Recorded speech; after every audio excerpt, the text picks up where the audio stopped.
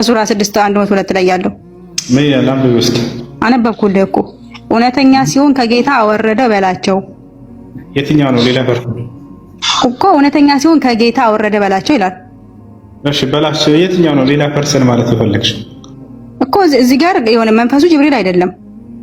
ሆሆሆ ቁርአኑ መንፈስ ጅብሪል ነው እያለ አንቺ አይደለም እያልሽን እኮ ነው ወገናችን። በሰላም ነው የምር ግን ያልተረዳሁ ማለት ሌላ ፐርሰን ነው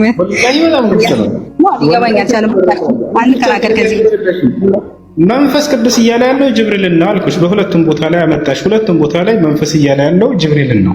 ራሱ ቁርአኑ ጅብሪልን እያለ ያስቀምጣል። እኔ ሳላስረዳ እኮ ይኸውልህ አሁን እኮ በሱራ 26 ላይ ራሱ እኮ ሳመጣልህ እርሱ ታማኙ መንፈስ ጅብሪል አወረደው ራሱ ነው ካልከኝ እርሱ የተባለው ማን ነው ታዲያ?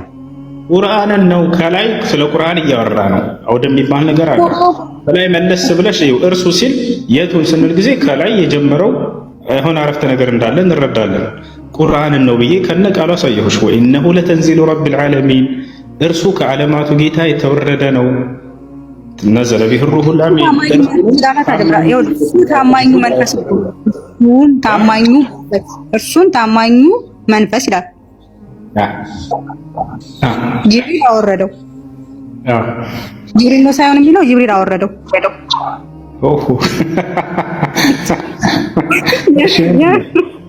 አይ እንደዛ ነው እንግዲህ ያልኩትኛ ነው። እናንተ መጽሐፍ ቅዱስን የትኛው መልአክ ነው ያወረደው ይታወቃል? ግን ከኤርታ ጋር መጽሐፍ ቅዱስ በነቢያት ነው እንትን ያለው ከአምላክ ዘንድ ወረደ አይደለም? ከዚህ አንፃር እንትን እንበል እሺ። ከአምላክ ዘንድ ወረደ መጽሐፍ አይደለም? መጽሐፍ ቅዱስ እግዚአብሔር በነቢያቱ አድሮ ነው መጽሐፍ ቅዱስ እንትን ያለው ማለት ነው የተጻፈው። መልአኩ ገብርኤል አልነበር እንደ ሲያመጣላችሁ የነበረው እኮ መልእክት እኮ ብለሻል። አሁን የቱ ጋር ነው ገብርኤል እንዳመጣ ማስረጃ? እኔ ስስከለር ነው ሉቃስ ላይ ለቅድስት ድንግል ማርያም እንደተሰራው ይናገራል አይደል? ቅድስት ማርያም ማለት ኦሪት ስናይ ለነ ሙሴ ምናምን ለነ አብርሃም ኦኬ እና አብርሃም ገብርኤል የቱ ጋር ነው መጽሐፍ ቅዱስን መልአኩ ገብርኤል ያወረደለት? ለአብርሃም የቱ ጋር ነው ገብርኤል መጽሐፍ ቅዱስ እንዳወረደለት ካምላክ ሁሉ ተገለጸ። እኔ እኮ ለማርያም ነው ያልኩህ እኮ ሉቃስ ላይ ያለውን እንትን ብዬልህ ለማርያም አበሰራት እንጂ ማርያም ነብይ ናት እኮ እንዴ? ኧረ እኔ እንደሱ አላልኩም ብራዘር።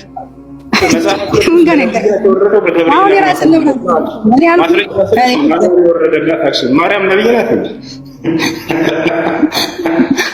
አይደለም እኮ እየተረዳህ አይደለም። እሱ ነብይ ናት መች አልኩህ እኔ ለማርያም መልእክት አመጣ ስትለኝ አምጥቷል። መልእክት ለማርያም መልእክት አምጥቷል። ለነብያት ነው የሚወርደው መጽሐፍ ነው። ለነብያት እግዚአብሔር ነው እንትን ያለው እንጂ እንደናንተ ምናምን የሚል እንትን አይልም። ግን እግዚአብሔር በነብያት ያለው ማለት ነው። ማንንም መከኝነት ሲወርድ የነበረው መጽሐፍ ቅዱስ ነብያቶች እኮ እግዚአብሔር ሲናገራቸው ነበር በነብያቱ አድሮ ማለት ነው እያዘዛቸው። የትኛው ነው ሲናገር የነበረው? አብ ነው ወልድ ነው መንፈስ ቅዱስ? እግዚአብሔር አንድ ነው ዘላለም እንደሚለው እስራኤሎች እግዚአብሔር አምላካችን አንድ አምላክ ነው ይላል። ዘላለም ያደረሰ የነበረው ነብያቶች ሲያደርስ የነበረው መጽሐፍ ቅዱስን የትኛው የመለኮት አካል? አይ አንድ አምላክ ነው ያለው ብራዘር። አንድ አምላክ ነው ያለው። የአንድ አምላክ ተሰቅሏል አልተሰቀለም? በሰውነቱ አዎ የአንድ አምላክ ተሰቅሏል በሰውነቱ ወልድ ያ መለኮት ግን ከወልድ የተለየ አይደለም። ከዛ አንፃር ነው ያልኩት። አንድ አምላክ ስትለኝ አንድ አምላክ በሰውነቱ ተሰቅሏል ስል አምላክ ተሰቅሏል ወይ ያልኩ ነው። አምላክ ተሰቅሏል አይደለ ወይስ ተሰቅሏል? እኮ ተሰቅሏል አምላክ። ሁለተኛ ቆሮንቶስ 5:19 ላይ ለምሳሌ ይላል አምላክ ተሰቅሏል በስጋው ነው የሞተው። ስለዚህ ስጋ ነው እንጂ የሞተው አምላክ አይደለም ማለት ነው። አምላክ በስጋው ቃል ስጋ ሲሆን ኦኬ ያ ስጋ የአምላክ ነው። ዮሐንስ ግን ምዕራፍ 1:3 ላይ ቃልም ስለሆነ ጸጋና እውነትን ተሞልቶ በእኛ አደረ እንደሚለው ያ ስጋ አምላክ ነው እኮ አምላክ ያኒ በስጋው ማለት ነው የተሰቀለው። ስለዚህ ሲሰቀል ጊዜ አንድ አምላክ ተሰቅሏል አይደለ? አዎ አምላክ በስጋው ተሰቅሏል። እሺ ያልተሰቀለ አምላክ አለ የለም? እዚያ ምድር ላይ አንዱ መለኮት አካል ሲሰቀል ያልተሰቀሉ አምላኮች አለ የለም? አይ እንደዛ ምን የለም። መጽሐፍ ቅዱስ ላይ አንድ አምላክ ነው ያለው። አምላክ በስጋው ተሰቅሏል። ምክንያቱም የአብ መለኮት ከወልድ አንድ ስማኝ አንድ ያልተሰቀለው አምላክ አለ የለም? የተሰቀለ ሶስት ተረጋቸው ነው እንዴ አንተ? ሶስት አምላክ እኮ እናመልክ ነው። አንድ አምላክ ነው የምናመልከው። እና አንድ ናቸው እንዴ? አንድ አምላክ ነው ያለው። የአንድ አምላክ ተሰቅሏል። በቃ ሌላ አምላክ የለም የተሰቀለ ሌላ አምላክ የለም። ፐርሰን አብና መንፈስ ቅዱስ። አዎ ከምን አንፃር መሰለህ? የአብ መለኮት ከወልድ አይለይም፣ እንዲሁም ከመንፈስ ቅዱስ አንድ መለኮት ነው ያለው። ኦኬ ተነጣጣለ አይደለም። ያ አንድ አምላክ ከወልድ ጋር አብሮ ተሰቅሏል አይደለ? አዎ የወልድ መለኮት ታዲያ እኮ የተለየ አይደለም ከአብ። አምላክ ሲሰቀል ጊዜ ምድር ላይ ሌላ አምላኮች የለው ነበር ማለት ነው። አምላክ ሲሰቀል ሌላ አምላኮች አሉ ይላል እንዴ? አይ መለኮት አብሮ ከኢየሱስ ጋር ተሰቅሏል እያልሽን ነው። ሌላ መለኮት አለ ወይ ስል የለም ማለት ነው። እኔ እኮ እያመጣሁልህ ነው እኮ ሁለተኛ ቆሮንቶስ 5:19 ላይ ለምሳሌ ይላል እግዚአብሔር በክርስቶስ ሆኖ ዓለምን ከራሱ ጋር ያስታርቅ ነበር ይላል። ኤፌሶን 2:10 ላይ ይላል። እኔ በማስረጃ ነው የማወራው እኮ በማስረጃ ብቻ ነው። ግን ስጠይቅ ማስረጃ የዛኔ ትሰጪኛለሽ። አንድ አምላክ ብቻ ነው ያለው አይደለ? የአንድ አምላክ ደግሞ ተሰቅሏል በመስቀል ላይ አይደለ? ጄሪ ይቅርታ፣ ጄሪ የምትባል ሌላ ልጅ ናቶ ሚል ታርገኝ አስባል እንዴ አንተ? እሺ ያው ችግር የለውም። እሺ አንድም ሶስትም ስም አለሽ። በሶስት በአንደኛ ጠራሻል። ችግር የለም፣ ሁሉም አንድ ነው። እሺ ይኸውልሽ፣ ያ አንድ አምላክ በመለኮት ተሰቅሏል አልተሰቀለም? ወይንስ ስጋ ብቻ ነው የተሰቀለው? መለኮት በስጋው የራሱ ባደረገው እኮ መለኮትም ስጋም አብሮ ነው የተሰቀለው። መለኮት በራሱ ባደረገው ያኔ። እሺ ስለዚህ ያ የሚታመን አንድ አምላክ አለ ከክርስቲያኖች ዘንድ። ያ አንድ አምላክ ተሰቅሏል አይደል እኮ በስጋው ነው የተሰቀለው። በስጋው እኛ ሶስት አምላክ ሳይሆን አንድ አምላክ ነው ያለን። ግን ፐርሰንን ደግሞ አላልኩም። ፐርሰን ጋር ያልተሰቀለ ሌላ አምላክ አለ የለም? ፐርሰን አንተ ፐርሰንና እኮ መለኮት ስለተምታታብህ ነው። አብና መንፈስ ቅዱስ አልተሰቀሉም ብዬሃለሁ። ግን ወልድ ሲሰቀል መለኮት ተለይቶታል አይደለም ማለት ያኔ ወልድ በስጋው ገብቷል አይደለ? መለኮት አምላኮች አልተሰቀሉም ስትል እኮ ይኸውልህ ሶስት አምላኮች እንዳሉ ነው እያወራህ ያለው። ሶስት አምላክ የሚል እንደ መጽሐፍ ቅዱስ ላይ ሶስት አምላክ አላልኩም እኮ አንድ አምላክ ናቸው። ከፈለግሽ እሱን አይደለም አንድ አምላክ አለ ብለሽ ታምኛለሽ አይደለ? ያ አንድ አምላክ ተሰቅሎልኛል ብለሽ ታምኛለሽ? ተሰቅሏል ያ አንድ አምላክ እኮ አምላክ በተዋህዶ ስጋ ተሰቅሏል። ቃል ስጋ ሲሆን ስለ ስጋ አይደለም ጥያቄ ቤሪ፣ ስለ ስጋ ሳይሆን ስጋ ሽዩ አካል ብቻ ነው ብያለሁ። ችግር የለውም። ስለ አካል ሳይሆን ስለ አምላክነት ነው እያወራኝ ያለሁት። አንድ አምላክ ነው ያለው። ያ አንድ አምላክ ተሰቅሏል ወይንስ አልተሰቀለም? መስቀል ላይ እኮ የተሸነሸከን ይቅርታ የተሰቀለው መለኮት ብቻ አይደለም። ኦኬ ስጋ ነው። እሺ ግን ያ መለኮት ተሰቅሏል አይደለ?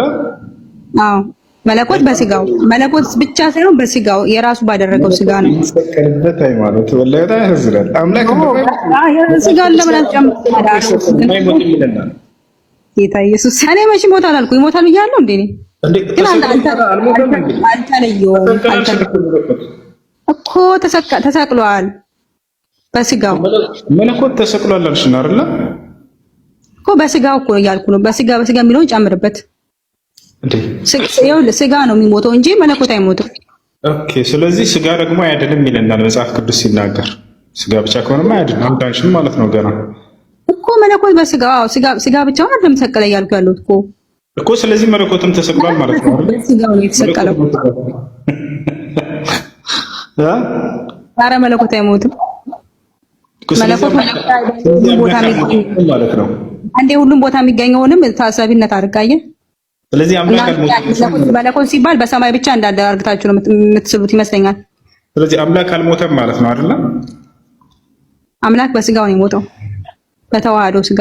ስጋ አምላክ ነው አይደለም እኮ የተዋህደው ስጋ የኢየሱስ ክርስቶስ ስጋ ተመልክቷል አይደለም ያኔ ስጋው አይደለም። ሁሱ ግን የራስህ ሰዓት መልስልኝ። በጣም እንትን ነህ። ኢየሱስ ክርስቶስ ስጋውን ተመልክቷል አትመልክም? ተመልክቷል አትመልክም? ስጋውን ኢየሱስ ክርስቶስን ያው ኢየሱስ ሲባል እኮ አምላክ ነው ያኔ ኢየሱስ ሲባል ስጋውን ተመልክቷል። ስጋ የራሱ የቃል ገንዘብ ስለሆነ የተለያዩ አይደሉም። እሺ ስለዚህ ኢየሱስ ክርስቶስን ተመልክቷል ስጋውን። ያቺ በስምንተኛው ቀን እንደተገረዘ ይናገራል አይደል መጽሐፍ ቅዱስ? ሰባተኛው ቀን እንደተገረዘ አዳም ችግር አለው ያቺ የተገረዘችዋ ከዓለም ስጋ ሆነ ሲባል ጊዜ ያችንም ያጠቃልላል አይደለም? ስለዚህ ያቺ የተገረዘችዋ አምላክ ነች፣ ትመለካለች ማለት ነው አይደል? ስጋውን አመልከዋለሁ ስጋሽ ይኸውልህ እኛ ኢየሱስ ስንል አምላክም ነው ሰውም አምላክም እያልን ነው። ሰው በሰውነቷ ተገረዘ። ይሄ ምን ማለት አይደለም። ያቺ የተገረዘችዋ ኢየሱስ አይደለም በሰውነቱ ነው እያልኩ ያለሁት ብራዘር። በመለኮቱ ግን ሁሉን ቻይ በአንዴ ሁሉ ቦታ የሚገኝ ነው። ገባኝ። ያቺ የተገረዘችዋ በስምንተኛው ቀን ያቺ ራሱ መለኮት ነች ማለት እንችላለን እና መልካታለን ማለት ይቻላል። ታመልኪያታለሽ መለኮት በስጋው ያችን ተመልከተሽ ተመልከተ በስምንተኛው ቀን የተገረዘችው አንተለፈት ኢየሱስን እኮ ሰው አምላክም እያለ ነው።